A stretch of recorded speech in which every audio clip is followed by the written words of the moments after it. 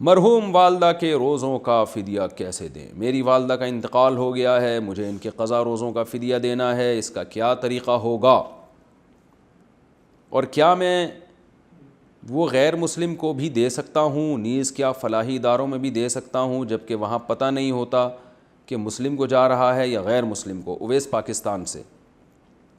دیکھیں بھائی، والدہ نے اگر وصیت نہیں کی تھی فدیے کی تو آپ پر فدیہ دینا واجب نہیں ہے۔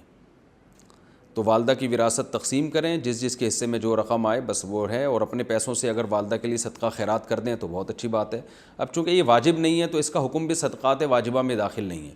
صدقات واجبہ جو ہوتے ہیں وہ صرف مسلم کو دیے جا سکتے ہیں، غیر مسلم کو نہیں، اور جو مطلق صدقات ہوتے ہیں وہ کسی کو بھی آپ دے دیں۔ تو اس لیے یہ ایک صدقہ ہے، تو والدہ کے صدقے کے لیے آپ ایصال ثواب کے لیے کسی کو بھی دے دیں، اس میں غیر مسلم کو بھی دے سکتے ہیں، مسلم کو بھی دے سکتے ہیں، بس اب یہی نیت کریں، اور وہ نہیں ہے فدیہ۔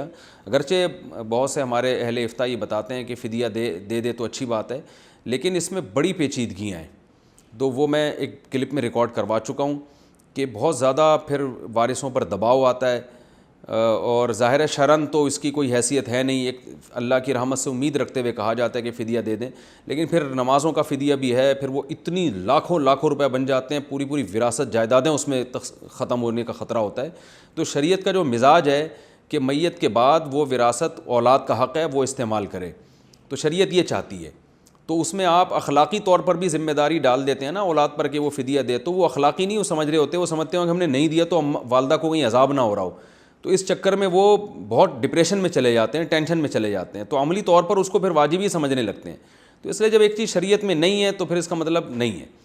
تو ہاں، اپنے طور پر صدقہ جتنا آپ کرنا چاہیں کر لیں۔ تو فتوے کی روح سے تو یہ ہے کہ فدیہ دے سکتے ہیں، اور 2.25 کلو گندم ہے جو راجح قول کے مطابق، لیکن یہ کہ یعنی دے دیں گے تو اللہ کی رحمت سے امید کی جا سکتی ہے۔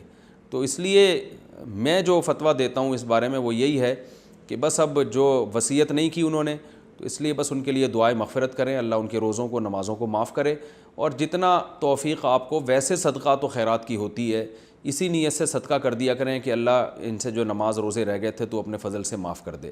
تو بس جو ٹوٹا پھوٹا صدقے کی آپ کو توفیق مل جائے وہ کافی ہے، اور وہ ہر ایک کو دیا جا سکتا ہے۔ عمرے کے بعد حرم سے باہر بال کٹوا سکتے ہیں؟ میں نے عمرے کے بعد احرام نہیں کھولا بلکہ جدہ میں جا کر وہاں بال کٹوائے پھر احرام کھولا، تو کیا بال کٹوانا حرم کی حدود میں ضروری ہے یا پھر جا کر بھی کٹوا سکتے ہیں؟ واجد محمود ریاض سے۔ بھائی جان، حرم کے اندر بال کٹوانا ضروری ہے، کیونکہ ورنہ تو پھر لوگ پاکستان آ جائیں انہیں لمبے بالوں کے ساتھ یہاں کے بال کٹوا دیں۔ تو حرم میں جب احرام سے نکلتے ہیں نا تو حدود حرم کے اندر ہی بال کٹوانا آپ پر لازم ہے۔